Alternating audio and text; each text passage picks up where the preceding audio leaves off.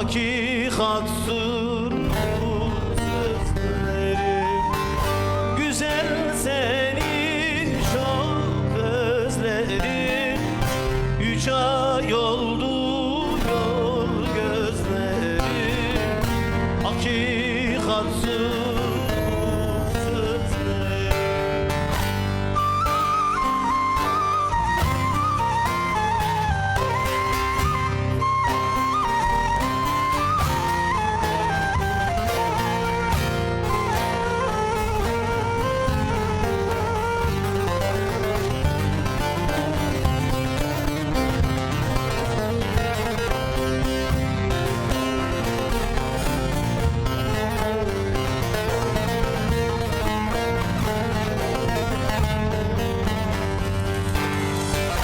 Selam gelir mektup ile, mektup değil bu bir zile.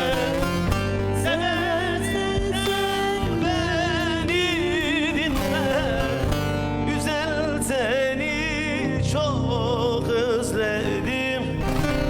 3 ay oldu yol gözlerim.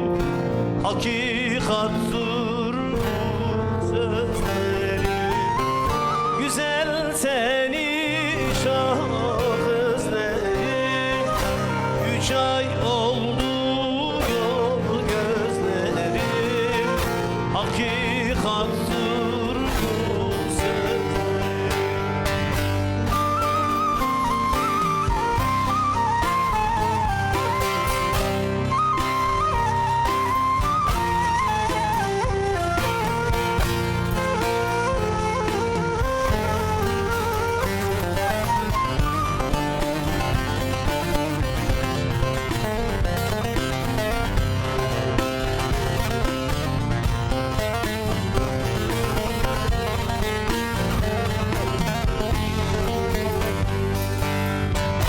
Bahar çiçek açar dalda, ömür geçer hep bu yolda.